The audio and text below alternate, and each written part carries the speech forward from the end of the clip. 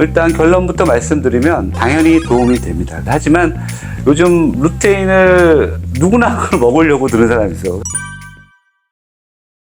황반 변성 예방을 위해서 지아잔틴, 루테인 같은 영양제를 챙겨 먹고 있는데 이게 실제로 도움이 될까요?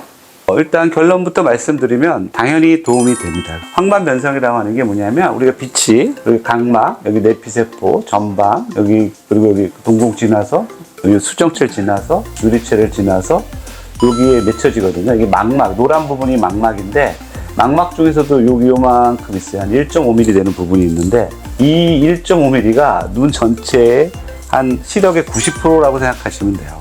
얼마나 너무너무 중요한 것이죠. 그러니까 딴 데가 아무리 멀쩡해도 이쪽이 다 손상이 돼버리면 가운데가 이만큼 뻥 안 보이는 거랑 거의 비슷해요. 정말 너무너무 중요한 곳인데 이 황반 변성이 왜 생기냐면 원인은 여러 가지가 있어요. 나이 때문에 오는 경우도 있고 망막의 아래쪽에 가장 아래쪽에 있는 그 망막의 색소상피라고 하는데 그 색소상피 안에 있는 여러 가지 리포푸신이라든지 루테인이라든지 지아잔틴 이런 여러 가지 지질대사에 문제가 생겨서 오는 경우도 있고요.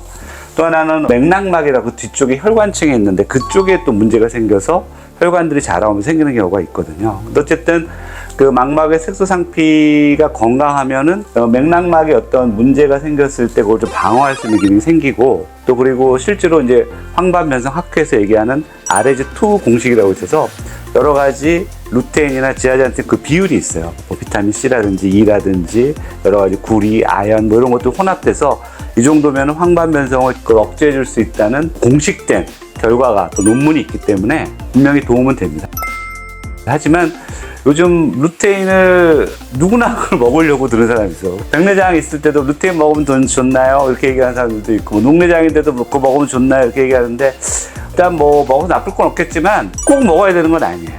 그러니까 루테인하고 지아잔틴은 황반 변성이 있는 사람한테 꼭 좋고요. 백내장 같은 경우에는 오히려 이제 비타민 C나 비타민 E 이런 것들이 좀 들어가는 경우가 더 좋을 수가 있죠. 항산화제가 들어가는 게 좋고 자외선 같은 것들을 차단하는 것도 좀 중요할 것 같고요. 녹내장 같은 경우에는 혈액순환 개선제라든지 뭐 진코민이라든지 뭐 이런 계통 아니면 이제 또 다른 또 항산화제 같은 것들이 필요할 수가 있고 뭐 비타민 D도 좀 도움이 된다고 최근에는 나오고 있고 하기 때문에 그게 질환에 따라서 조금씩 달라요. 또 선전들을 또 제약회사에서 많이 하기 때문에 무조건 잘 루테인 먹고 있는데 괜찮나요? 그래서 백내장도 뭐 너도 나도 루테인을 먹고 있어요. 그래서 꼭 그럴 필요는 없고요. 또 안구건조증 같은 경우에 또 오메가3 같은 경우가 더 좋을 수도 있고 그게 다 다르기 때문에 그거는 사람마다 좀 차이가 있다고 또 질환마다 차이가 있다는 걸 알고 계셨으면 합니다.